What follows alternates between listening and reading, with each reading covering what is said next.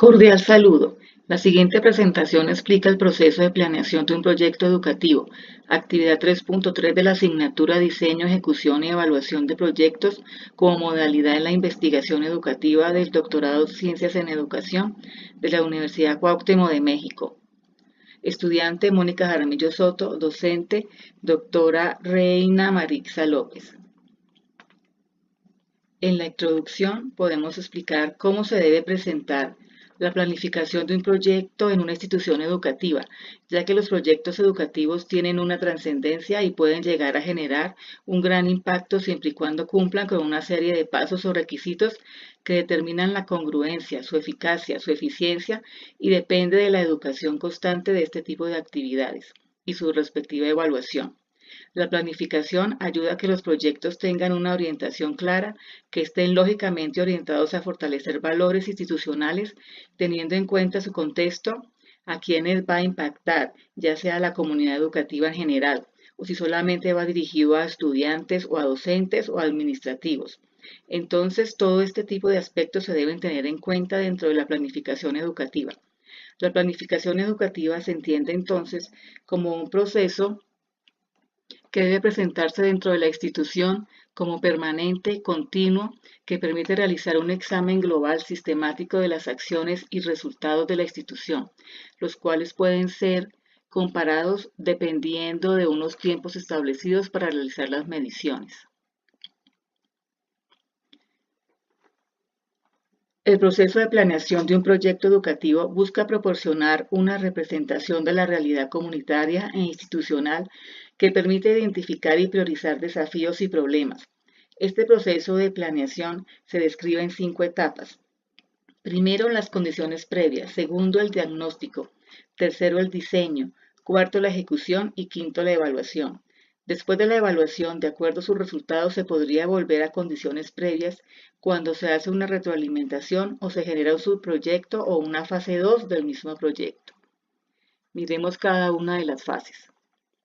En la fase de condiciones previas, que es un alistamiento y sensibilización, encontramos que como acción inicial, todas van a tener un propósito y un valor. En el caso del propósito es identificar los actores, es decir, quiénes van a ser los participantes del proyecto, una justificación, que es el porqué del proyecto, una capacitación, describir el cómo, una logística de cuándo lo voy a realizar, dónde lo voy a realizar, cuánto puede llegar a costar para que el objetivo se pueda alcanzar. Unos insumos, qué es lo que se necesita, sea dinero, sea un espacio físico, sea una inversión, sea una alianza con un externo y los recursos, que implica especificar con qué se cuenta, es decir, qué se tiene para iniciar y darle salida al proyecto. En el caso de los valores, tenemos que establecer condiciones necesarias para llevar a cabo el proyecto. Las condiciones son de carácter cualitativo y cuantitativo, como las características que puede llegar a tener la población, la cantidad de personas que van a ser impactadas, la cantidad de familias con las cuales contamos para desarrollar el proyecto y además que posibilita la generación de un buen ambiente de trabajo y actitud favorable de los actores del proyecto. No se puede iniciar un proyecto si no se involucra a los actores, principalmente a ellos, y tienen que tenerse a gusto. Una de las características de los proyectos educativos es que debe ser transversal a toda la comunidad educativa y proporcionar un buen ambiente de trabajo para que la consecución del objetivo sea de una manera muy adecuada. La siguiente etapa es el diagnóstico, la obtención de análisis de información. Esta etapa tiene unos propósitos. El primero es proveer información, que la información desde el diagnóstico sea válida, sea una información confiable y que sea una información oportuna. Estos 3 factores llevan a factores situacionales, tanto internos como externos de la institución. Esta información nos arroja datos con los cuales se puede distribuir, qué se va a utilizar, qué se va a hacer, que todo sea viable. Y ese diagnóstico se puede generar desde una matriz DOFA o una serie de instrumentos que se pueden diseñar dependiendo de la información que se requiere y que sean contundentes para el desarrollo del proyecto. Todo esto conlleva un análisis de este tipo de factores que se vayan identificando donde pueden ser de análisis discriminante, qué me sirve o qué no me sirve dentro de los datos, que sea jerárquico, cuáles son más importantes o menos importantes, o casuales, es decir, que es una situación bastante particular la que se debe identificar y esa identificación debe dar como resultado poder denominar desafíos que tendrían el proyecto y los problemas que se podrían presentar y planear. ¿Qué acciones se pueden hacer para mejorar frente a estos problemas que se puedan presentar? En el caso de los valores, el diagnóstico, que es supremamente importante, se debe buscar que sea preciso, exacto y que sea contextualizado. El diagnóstico es el que ayuda a lograr una alta probabilidad de consecución de objetivos y metas. El diagnóstico es el que ayuda a una probabilidad alta de tener éxito en el proyecto. Nos arroja también un análisis que son las causas libres de sesgos de información, causas reales que se identifican a partir de una información confiable desde un diagnóstico que se ha realizado previamente. La tercera etapa es el diseño de decisiones estratégicas. Plantea un análisis de factibilidad, viabilidad y efectividad del proyecto. Primero, los propósitos que definen como una ruta de acción que tenga el mejor balance entre costo y efectividad para generar una consecución que va a repercutir entre los objetivos y metas del proyecto. Encontramos una optimalización de recursos que pueden ser físicos o humanos, que ayudan a que el proyecto sea viable, que sea estratégico con respecto al valor, y en la idea de análisis de factibilidad es reducir brechas, que el marco situacional que se tenga establecido se pueda aterrizar a un contexto real y que el marco educativo también se tenga en cuenta dentro de este marco situacional, evitando una brecha para que ese marco educativo sea viable e ideal. Además, se busca mejora en el proceso de decisiones, es decir, la toma de decisiones dentro del proyecto priorizando acciones unas de otras para que primero sea eficaz y genere una efectividad del proyecto y desde ese marco educativo haya un ideal. La cuarta etapa es la ejecución, operacionalización y de tareas y actividades. Dentro de esta etapa encontramos la implementación y monitoreo, cuyo propósito es primero ser concretos, concretar la realización de tareas que pueden ser temporales, especiales o específicas dentro del proyecto. Cada una de estas tareas tendrá unos responsables y dependerán de una consecución de los objetivos y metas establecidas. Debe haber un seguimiento, donde se busca un cumplimiento de todas las tareas y actividades planeadas, con un cumplimiento que puede ser completo, mediano o bajo. Se tiene que tener en cuenta que los proyectos son dinámicos y pueden depender de muchos factores para que todas las tareas se cumplan. En el caso del valor, se tiene la implementación de indicadores que deben ser dinámicos y buscar un impacto real, y estratégicos, que deben buscar un impacto ideal. Los dinámicos van cambiando a medida que se presentan situaciones particulares, y los estratégicos son los que se priorizan y se van dirigiendo a un ideal. También en el valor hay una identificación del factor crítico, que es la dirección hacia dónde va ese factor, porque es dada su efectividad y una magnitud que nuevamente va al ideal. Quiere decir que debe tener una fuerza o un propósito para que impacte directamente la ejecución de tareas y actividades hacia un resultado ideal dentro del proyecto establecido. Por último, la etapa de evaluación, medición del impacto. En esta etapa se realizan los análisis de los resultados obtenidos a partir de la aplicación del proyecto. Dentro de los propósitos está el estimar la magnitud y el sentido en los cuales se desarrolló el proyecto.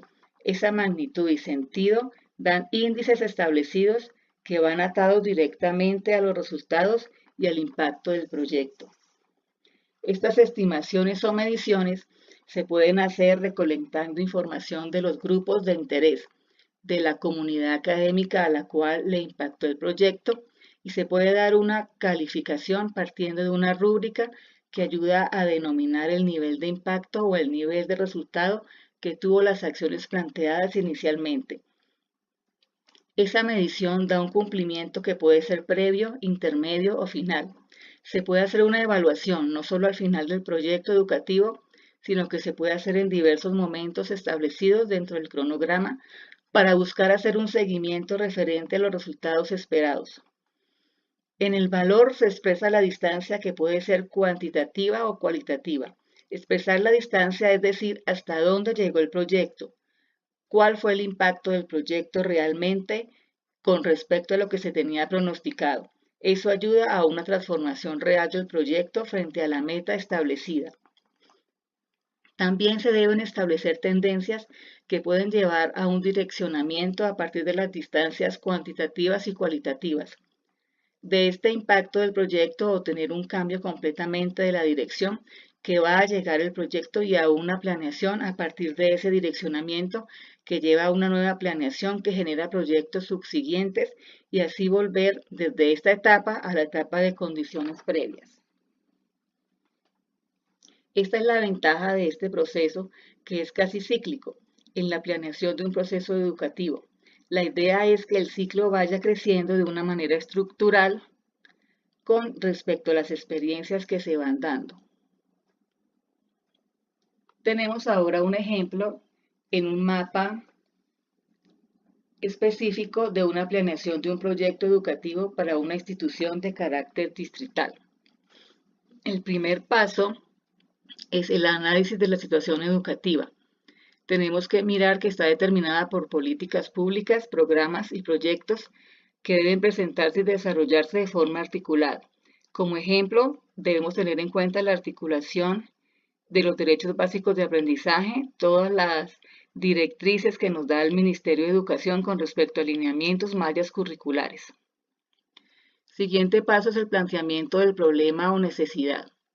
Es necesario realizarlo y conocer el contexto y sus características mediante diversas estrategias. Aquí se plantean algunas, como realizar una lluvia de ideas, identificar estadios negativos para obtener el problema principal, definir efectos, reconocer las causas y diferenciar todo tipo de causa. Como ejemplo, tenemos bajos índices de comprensión lectora según pruebas externas aplicadas por el gobierno. Determinar por lluvia de ideas las causas, consecuencias y efectos de las falencias lectoescritoras. En el siguiente paso, vemos las alternativas de solución propuestas que están definidas en objetivos y metas. Los objetivos es lo que se quiere conseguir. Deben ser coherentes, viables, realistas, motivadores, participativos, adaptados a los recursos y, sobre todo, medibles y evaluables. Como ejemplo, incrementar los niveles de comprensión de lectura con relación al indicador del año anterior de las pruebas de estado.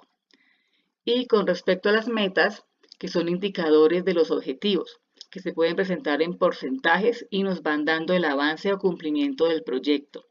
Como ejemplo, para el inicio del segundo semestre, el 80% de los estudiantes del grado cuarto deberán estar leyendo 90 palabras por minuto, pues de acuerdo al proyecto planteado, que es mejorar el sistema de lectoescritura en el colegio para aumentar el resultado en las pruebas saber.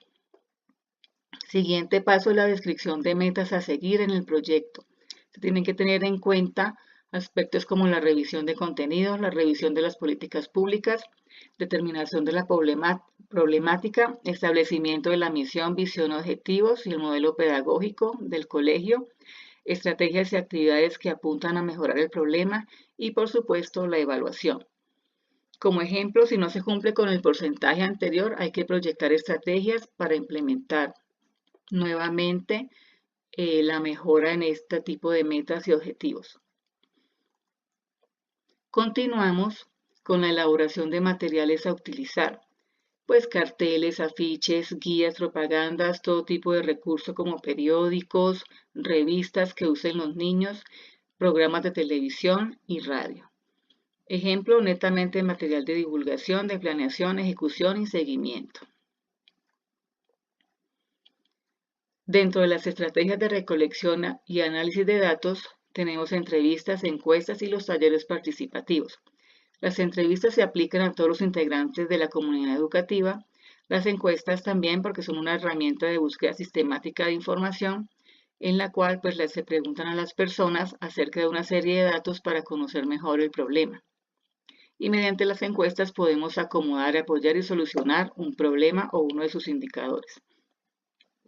Dentro de los talleres participativos, que son herramientas para recopilar información, reúne un grupo de informantes para debatir en forma cooperativa sobre alternativas de solución. En nuestro ejemplo, es un caso particular de proyecto de electroescritura, se utiliza la estrategia talleres participativos con los docentes, padres y estudiantes de último grado de bachillerato. Dentro de la especificación de recursos humanos y materiales, podemos clasificarlos en humanos y en recursos materiales. Y la asignación de responsables pues, se encuentra dentro de todos los miembros de la comunidad. Todos debemos estar pendientes de este proyecto para obtener una gran mejora. Los recursos financieros pues tienen previstos los gastos de desarrollo, elaborar un presupuesto realista que cubra los gastos materiales de reuniones, de transporte, de locales, de equipos, de sueldos, etc. La financiación permite enunciar cómo serán previstos los gastos y qué institución, organización o actividades van a financiar el proyecto. Dentro de las conclusiones, pues podemos destacar que la planeación educativa es un proceso en el cual se determinan los fines, objetivos y metas de una actividad educativa, a partir de los cuales se determinarán los recursos y estrategias más apropiadas para su logro.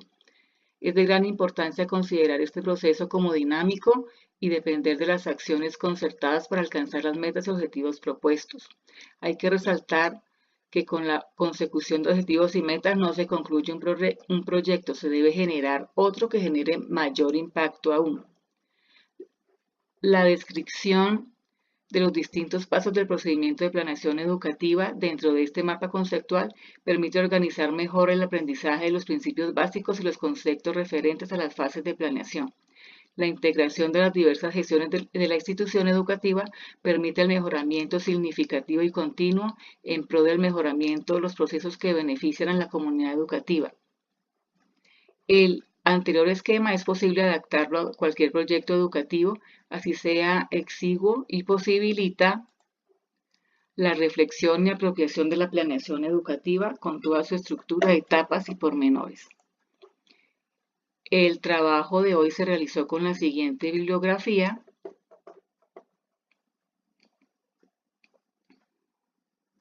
Y muchas gracias por su comprensión.